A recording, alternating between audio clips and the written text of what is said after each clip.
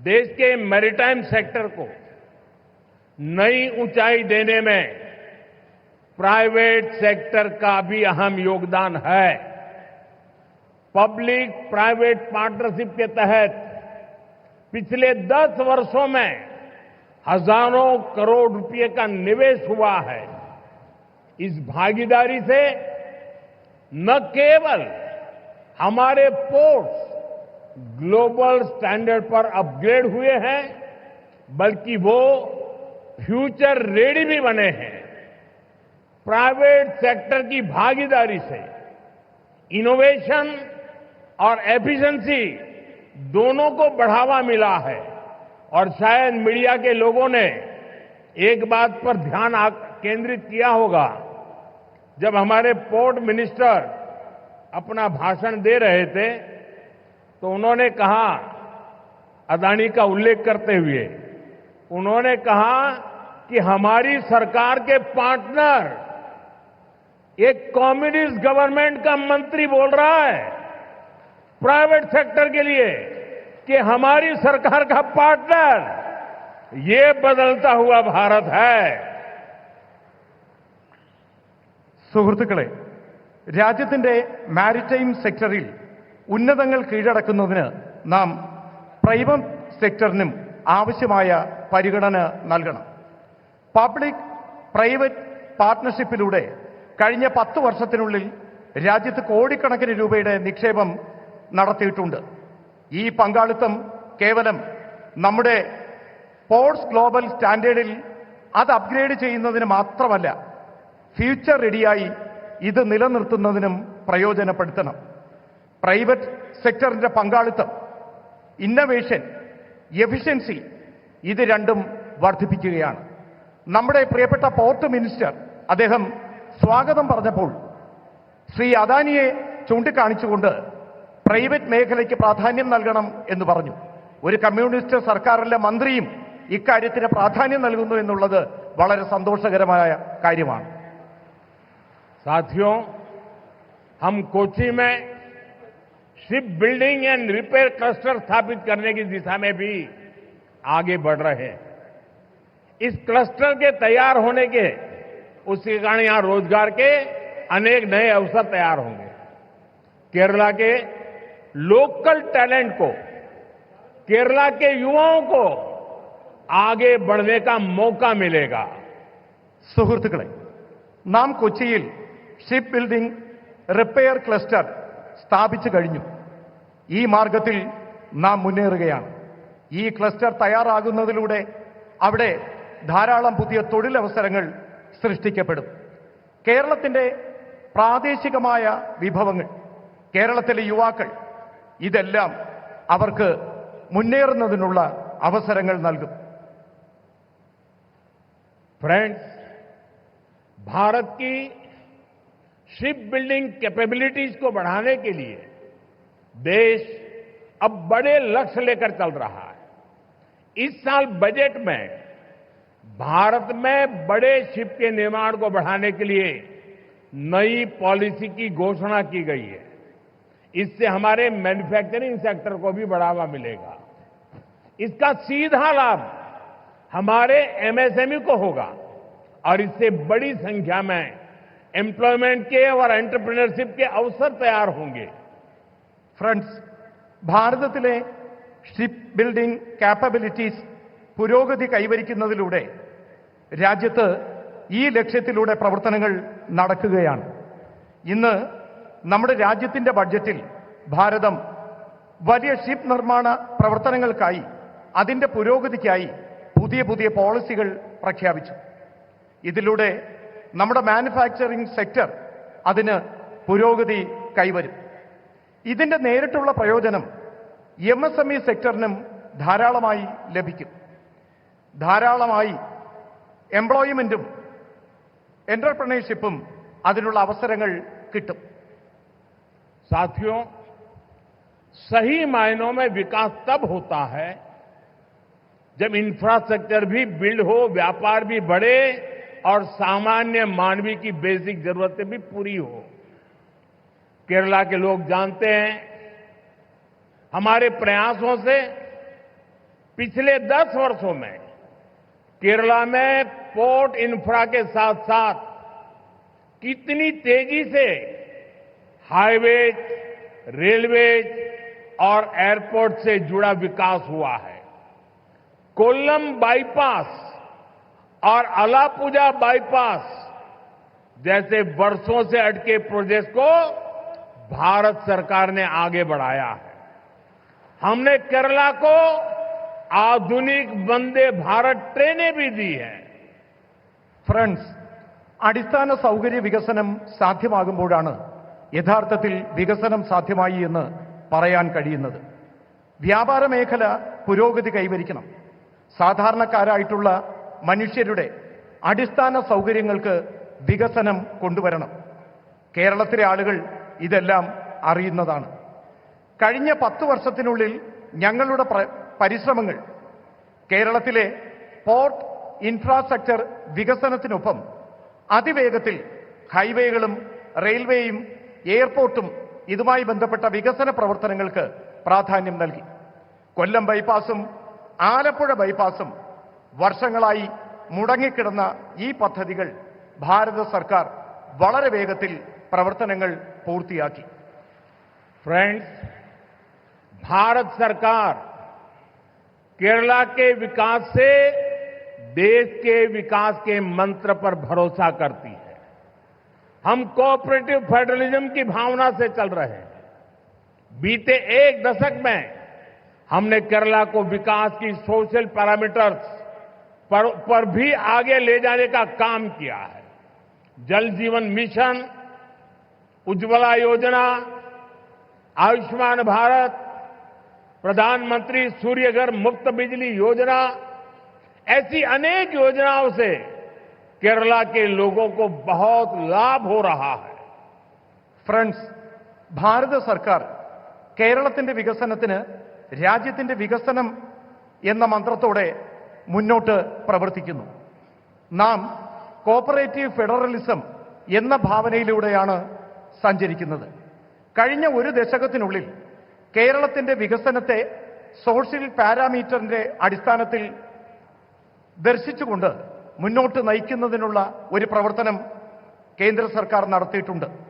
Jal Jeevan mission, Ujjwala Yojana, Ayushman Bharat, പ്രധാനമന്ത്രി സൂര്യഘർ മുഫ്ത് ബിജ്ലി യോജന ഇങ്ങനെയുള്ള പദ്ധതികളിലൂടെ കേരളത്തിലെ ആളുകൾക്ക് കൂടുതൽ പ്രയോജനം കൊണ്ടുവരുന്നതിന് ശ്രമിച്ചു. साथियों, हमारे फिशरमैन का बेनिफिट भी हमारी प्राथमिकता है.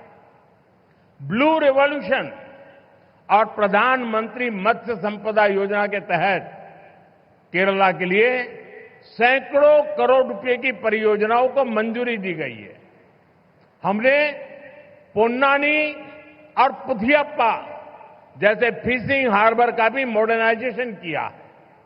केरला में हजारों मछुआरे भाई बहनों को किसान क्रेडिट कार्ड भी दिए गए हैं, जिसके कारण उन्हें सैकड़ों करोड़ रुपए की मदद मिली है.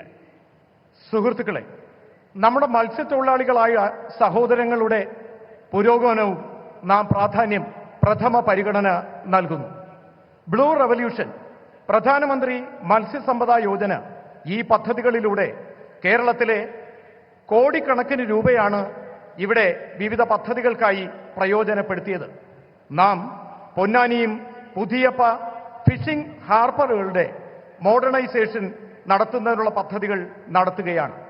കേരളത്തിലെ ആയിരക്കണക്കിന് മത്സ്യത്തൊഴിലാളികൾക്ക്, സഹോദരീ സഹോദരന്മാർക്ക് കിസാൻ ക്രെഡിറ്റ് കാർഡ് നൽകി. ഇതിലൂടെ കോടിക്കണക്കിന് രൂപയുടെ പ്രയോജനം ആ മേഖലയിലെ ജനങ്ങൾക്ക് ഉണ്ടായി. साथियों, हमारा केरला सौहार्द और सहिष्णुता की धरती रहा है.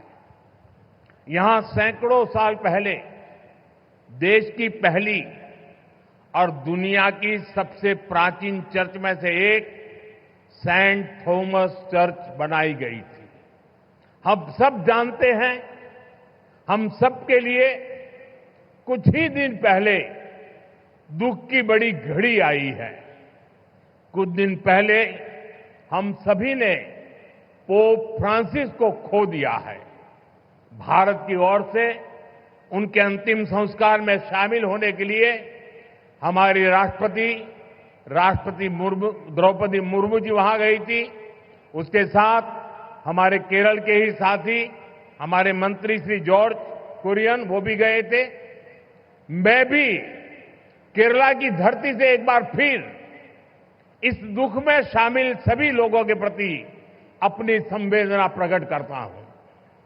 സുഹൃത്തുക്കളെ, കേരളത്തിലെ ജനങ്ങൾ സൗഹാർദ്ദത്തോടെയും സഹിഷ്ണുതയോടെയും ജീവിക്കുന്ന ആളുകളാണ്. കേരളം അങ്ങനെയുള്ള മണ്ണാണ്. ഇവിടെ നൂറുകണക്കിന് വർഷങ്ങൾക്ക് മുൻപ് രാജ്യത്ത് ആദ്യത്തെ ലോകത്തിലെ തന്നെ ഏറ്റവും പ്രാചീനമായ സെന്റ് തോമസ് ചർച്ച് നിർമ്മിച്ചു.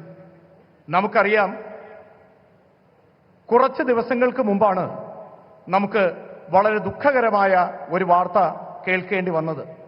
കുറച്ച് ദിവസങ്ങൾക്ക് മുൻപ് നമുക്ക് ആരാധ്യനായ പോപ്പ് ഫ്രാൻസിസിനെ നഷ്ടപ്പെട്ടു.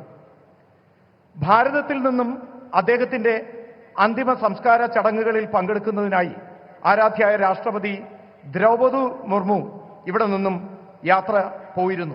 ഒപ്പം നമ്മുടെ കേരളത്തിൽ നിന്നുള്ള കേന്ദ്രമന്ത്രി ശ്രീ ജോർജ് കുര്യനും പങ്കെടുത്തു. ഞാനും കേരളത്തിന്റെ മണ്ണിൽ നിന്നുകൊണ്ട് ഒരിക്കൽ കൂടി ഈ ദുഃഖകരമായ ആ വാർത്തയിൽ പങ്കുചേർന്നുകൊണ്ട് അദ്ദേഹത്തിന് അനുശോചനങ്ങൾ അറിയിക്കുകയാണ്. साथियों, पोप फ्रांसिस की सेवा भावना, क्रिश्चियन परंपराओं में सबको स्थान देने के उनके प्रयास, इसके लिए दुनिया हमेशा उन्हें याद रखेगी। मैं इसे अपना सौभाग्य मानता हूं कि मुझे उनके साथ जब भी मिलने का अवसर मिला, अनेक विषयों पर विस्तार से मुझे उनसे बातचीत का अवसर मिला और मैंने देखा हमेशा मुझे उनका विशेष स्नेह मिलता रहता था। मानवता, सेवा और शांति जैसे विषयों पर उनके साथ हुई चर्चा, उनके शब्द हमेशा मुझे प्रेरित करते रहेंगे. സുഹൃത്തുക്കളെ, പോപ്പ് ഫ്രാൻസിസ് സേവന മനോഭാവം കൊണ്ടും ക്രിസ്ത്യൻ പാരമ്പര്യം നിലനിർത്തുന്നതിലും അദ്ദേഹത്തിന്റെ പരിശ്രമങ്ങൾ ലോകത്താകമാനം എന്നും ഓർമ്മിക്കപ്പെടും. എനിക്കും സൗഭാഗ്യം ലഭിച്ചിട്ടുണ്ട്. ഞാൻ അദ്ദേഹത്തോടൊപ്പം പലതവണ അദ്ദേഹത്തെ കാണാനുള്ള അവസരം എനിക്ക് ലഭിച്ചു. ആ അവസരങ്ങളിലെല്ലാം അദ്ദേഹത്തിന്റെ പ്രത്യേക സ്നേഹം എനിക്ക് ലഭിക്കുകയും ചെയ്തു. മനുഷ്യത്വം, സേവന മനോഭാവം, ശാന്തി എന്നീ വിഷയങ്ങൾ അദ്ദേഹവുമായി ചർച്ച ചെയ്തിരുന്നു. അദ്ദേഹത്തിന്റെ വാക്കുകൾ എനിക്ക് എപ്പോഴും പ്രേരണ നൽകിയിട്ടുണ്ട്. साथियों, मैं एक बार फिर आप सभी को आज के इस आयोजन के लिए अपनी शुभकामनाएं देता हूं. केरला ग्लोबल मैरीटाइम ट्रेड का बड़ा सेंटर बने और हजारों नई जॉब्स क्रिएट हो, इस दिशा में भारत सरकार राज्य सरकार के साथ मिलकर काम करती रहेगी.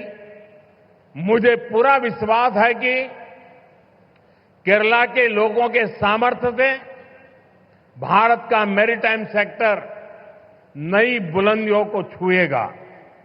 സുഹൃത്തുക്കളെ, നിങ്ങൾക്ക് ഓരോരുത്തർക്കും ഇന്ന് ഈ പരിപാടി ഉദ്ഘാടന ചടങ്ങിലേക്ക് എത്തിയതിന് നിങ്ങൾക്ക് ഓരോരുത്തർക്കും ശുഭാശംസകൾ നേരുകയാണ്.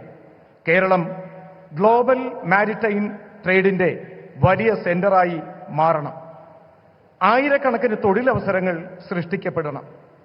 ഈ ദിശയിൽ ഭാരത സർക്കാർ സംസ്ഥാന സർക്കാരിനൊപ്പം ചേർന്ന് പ്രവർത്തിക്കാൻ ആഗ്രഹിക്കുന്നു. എനിക്ക് പൂർണ്ണമായ വിശ്വാസമുണ്ട്. കേരളത്തിലെ ജനങ്ങളുടെ കഴിവ് ഭാരതത്തിന്റെ മാരിടൈം സെക്ടറിന്റെ പുതിയ വെല്ലുവിളികൾ ഏറ്റെടുക്കുന്നതിന് വിജയകരമായി മുന്നോട്ട് വരുമെന്ന്. നമുക്ക് ഓരിമിച്ച് നമുക്ക് ഓരുമിച്ച് ഓരു വികസിത് കേരളം പട്ടുയാർത്ഥം ജയ് കേരളം ജയ് ഭാരത്. നമുക്ക് ഒരുമിച്ച് ഒരു വികസിത കേരളം പടുത്തുയർത്താം. ജയ് കേരളം, ജയ് ഭാരതം. धन्यवाद. വളരെയധികം നന്ദി.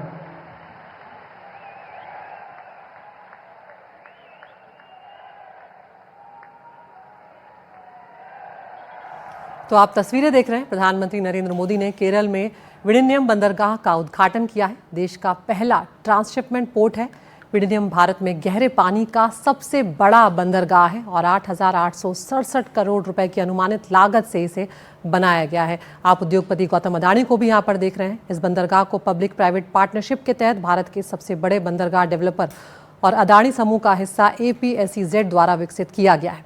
केरल के तिरुवनंतपुरम जिले में मौजूद इस बंदरगाह से अंतर्राष्ट्रीय व्यापार और शिपिंग में भारत की भूमिका बड़े स्तर पर बदलने की उम्मीद की जा रही है। ये अंतर्राष्ट्रीय शिपिंग मार्ग से सिर्फ 10 समुद्री मील की दूरी पर है और इसमें प्राकृतिक रूप से गहरा पानी है। ये तस्वीरें आप देख रहे हैं जब प्रधानमंत्री ने इसका उद्घाटन किया। ये बंदरगाह बड़े मालवाहक जहाज़ों के लिए इसकी जो गहराई है उसे काफ़ी आदर्श बनाता है। तो प्रधानमंत्री अभी मंच पर मौजूद थे। उन्होंने यहाँ पर कई अहम संदेश दिए। उन्होंने बताया कि किस तरह से ये बंदरगाह जो है एक बड़ी भूमिका निभाएगा। केरल के युवाओं को आगे बढ़ने का इससे मौका मिलेगा। रोज़गार के जो क्षेत्र हैं उसमें रोज़गार में और ज़्यादा वृद्धि होगी यहाँ पर, और जो सरकारी योजनाएं हैं उनका लाभ भी केरल तक अच्छे से पहुँचेगा। हेलो मोटो।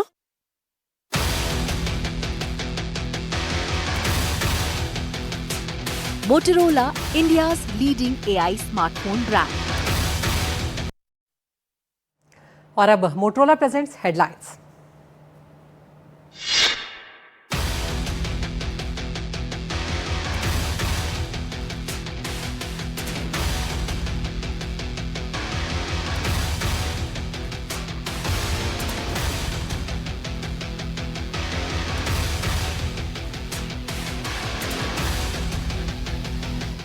तो तस्वीरें आपको यहाँ पर दिखा रहे हैं। मुख्यमंत्री पिनराई विजयन भी यहाँ पर मौजूद हैं। तो विडिन्यम बंदरगाह का प्रधानमंत्री ने यहाँ पर उद्घाटन किया है और कुछ बारीकियाँ जो हैं वो यहाँ पर प्रधानमंत्री को उनसे अवगत कराया जा रहा है। तो आपको बता दें कि इसकी जो खासियत है, यूरोप और खाड़ी के जो शिपिंग रूट हैं उससे इसकी कनेक्टिविटी बनेगी। पूर्व पश्चिम शिपिंग एक्सिस के बहुत करीब ये पहुंचाता है। 18 से 20 मीटर तक प्राकृतिक जल की गहराई इसमें है, जो इसे आदर्श बनाता है बड़े मालवाहक जहाज़ों के लिए। मदर वेसल यानी कि जो बहुत बड़े जहाज़ होते हैं उनको ये आसानी से जगह दे सकता है। तो यहाँ पर आप तस्वीरें देख रहे हैं केरल के विडिन्यम पोर्ट से, जहाँ पर प्रधानमंत्री नरेंद्र मोदी पहुँचे हुए हैं। कई खासियतें हैं इसकी। ऑल वेदर यानी कि हर तरह के मौसम में भी ये पोर्ट काम करता रहेगा। ट्रांसशिपमेंट जहाज़ और नेविगेशन लागत की इससे बड़ी बचत होने जा रही है। समुद्री परिवहन बढ़ने से लोगों के लिए सामान की कीमतें जो हैं वो भी इससे कम हो जाएंगी।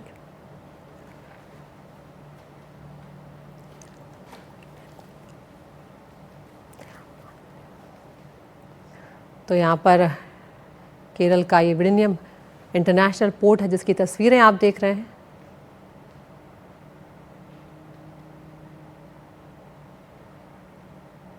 और ये जो पोर्ट है, इस बंदरगाह को पब्लिक प्राइवेट पार्टनरशिप के तहत भारत के सबसे बड़े बंदरगाह डेवलपर और अडानी समूह का हिस्सा APSEZ द्वारा विकसित किया गया है।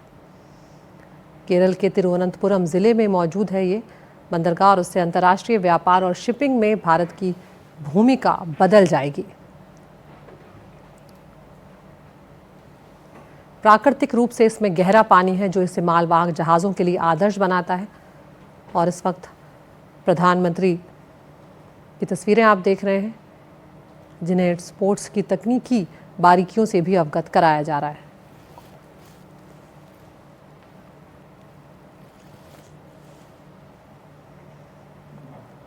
तो वैश्विक समुद्री मानचित्र पर केरल की अलग पहचान बनेगी। यहाँ पर अभी प्रधानमंत्री जब लोगों को संबोधित कह रहे थे, और अंतर्राष्ट्रीय व्यापार और शिपिंग में भारत की भूमिका भी अब बढ़ने जा रही है। तो इन्हीं तस्वीरों के साथ यहाँ पर हम आपको छोड़े जा रहे हैं।